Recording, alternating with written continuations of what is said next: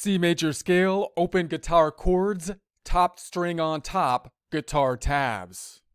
Here we are in OneNote. We will provide a link to this reference so you can refer back to it. If you open up the items in the upper left, then you can get to the information within it. We might be adding to it at a future point, but this information should be found in the section of the open chords and then in the subsection of the C major open chords.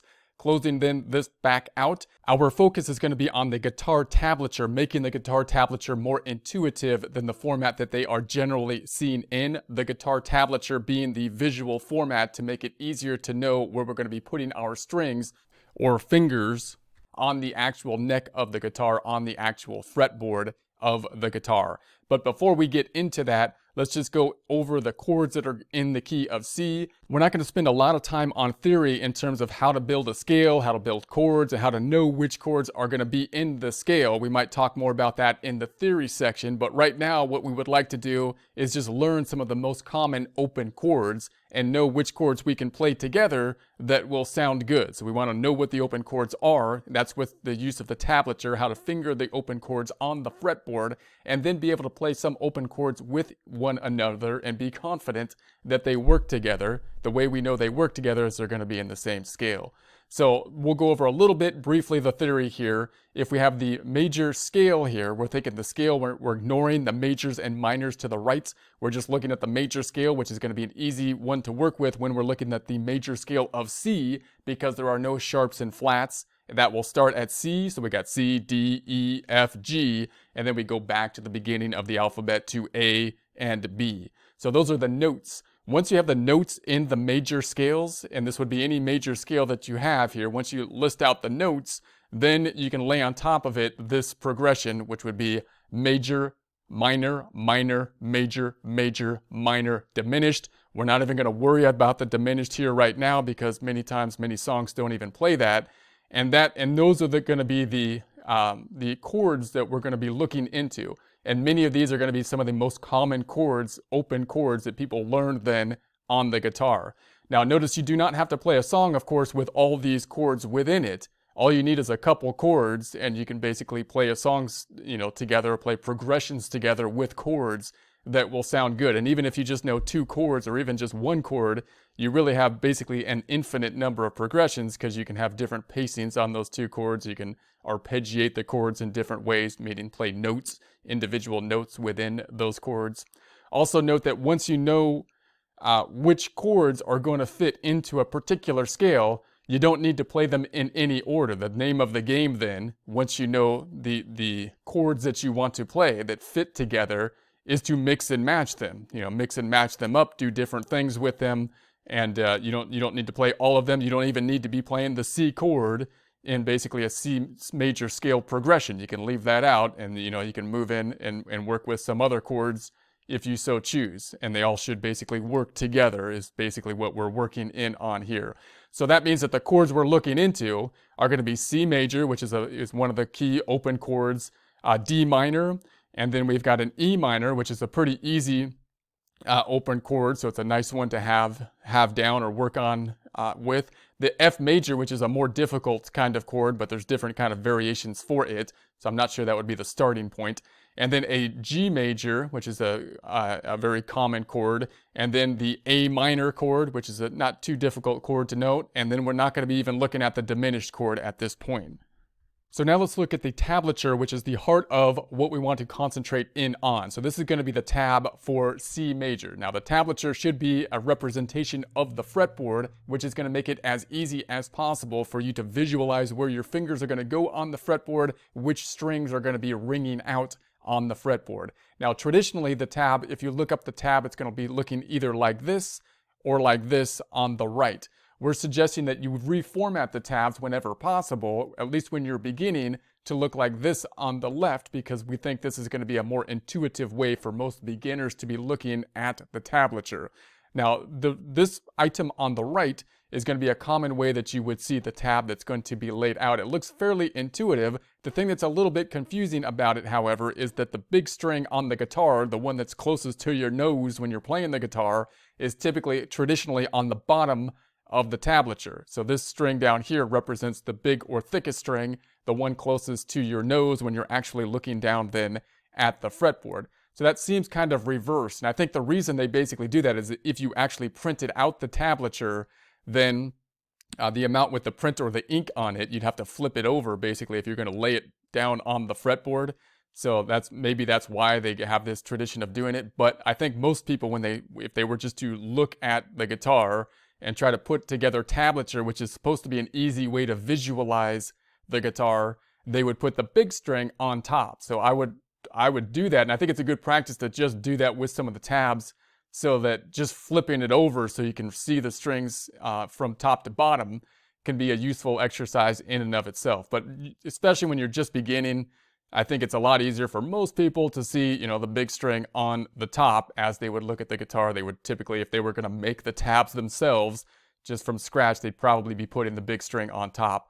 So that's what we're going to be doing here, and we'll take a look at that. And just another look, you might see it in this format where it's basically vertical, and you might say, well, that might work. But if you look at it, you'd think, okay, this is a confusing way to see it. You say, well, what if I lay this on its side? Will that look like the guitar? Like if I turn this 100 or 90 degrees, now you got the big string on the bottom. So now it looks like this. So it still doesn't look like I think most beginning people would imagine it would be, which would be the thickest string on top, and there's nothing. So you flip it around, it doesn't quite look the way I would imagine it to be if I was making the tablature. So I put an Excel sheet together that looks like this, which basically the boxes are going to represent the strings here that we're going to be taking a look at. The 0 represents fret 0. That's going to be the most confusing thing usually when you're talking about the open positions, because the nut, the fret 0, the items that you don't have to put your finger on, but they're holding down, they're part of the chord, they're open chords. These are the ones that are ringing out open. That's going to be in the 0 position here. So this reformat of the tablature then has the big E on top. So we got now the big E on top. That's the one you're going to be looking down on. The small E then is going to be on the bottom, or the smallest screen on the bottom. The smallest string is on the bottom of the tablature. And then you can see the strings in this fashion. Of course, the frets are up top. So the 0 represents the nut. This is fret 0. You don't put your fingers on these strings, on G or E, because they're just going to ring out open. Those are the open items for the open positions. And then you're going to start putting your fingers on position 1 here on fret 1, fret 2, and fret 3. Now, I'm not going to get into which fingers you're going to put in which position, because those are things I think there's a lot of resources out there that are really good that go into. So you can look at those things later, but if you just want to look at the tab and try to visualize the fretboard, I think it's a lot easier to visualize the fretboard for most beginners in this format. And once you can visualize it in this format, it'll be a lot easier to turn it around in your brain and visualize it kind of this way, which I would think for most people would seem upside down if they're trying to read it. At least that's how it looks to me. And so that's going to be the process here. So then if we look at the C major chord, then it would look like this. Now the top string up here, which is going to be the second string from the top, and again, a lot of times people will count from bottom to top, because I think the idea musically is you're counting from the high to the low string. So they would say 1, 2, 3, 4, 5, 6 string, but that's just kind of a convention really. So I think most people, again, if they were learning the guitar, they would start to learn the top to the bottom. So you probably end up counting down. So I will tend to count down from the top here. So I would say, we're counting down 1, 2, this is the second string from the top. But you have to be really, when you're talking with other people, you got to know what their convention is, whatever their conventions are using. I would say, this is going to be the second string or the A string, second string from the top. And that C chord, that C right there, that's what's driving this as being a C chord, or that's the lowest note in the chord that is, saying what the chord is in essence. In essence, if you know that note, that's making it the C chord basically. The chords that are in C are C, E, and G. So you can see here that, if you want to know the notes that are in it, you got C, E, and G. There's only 3 notes in it, although some of them repeat. So when we're talking about major notes, major chords, they only have 3 notes, but some of them will basically repeat. These 3 are where you're going to put your fingers, And then these two are open. They're on the nut. They're open. And so they're going to ring out. Or hopefully they ring out, but you're not going to be touching them, because if you touch them, they may not be ringing out.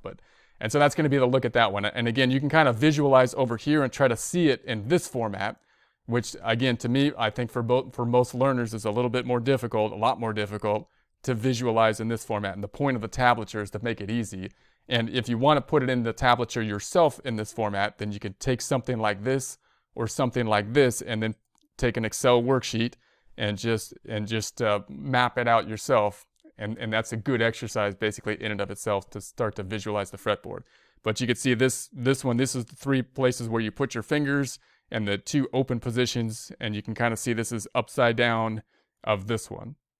Now we're taking a look at D minor, so this is the tablature for D minor. Now note that many people will probably learn D major first in terms of one of the major guitar shapes, but the D major isn't in the C major progressions. So you can learn that, but just remember that you also want to learn, once you learn some of the basic chords, in terms of which other chords they will sound good with, so you can kind of play along and switch from chord to chord. And for that, you got to know kind of like which key you're in, and then you can map out the chords that are in it. You can look that up pretty easy on the internet. So once you learn just a few open chords, you can basically learn the major chords that are in different keys, and you can kind of play some of those chords together so you can match them up. But in any case, this is going to be the D minor. So D minor, we have the nut here. This is the one that you don't hold down. There's the D. The lowest note in the chord then is typically going to be the one that names the chord. And that's useful to know too, because when you move the chords up, like you might do later if you learn the caged system, you can basically take these shapes and move them up.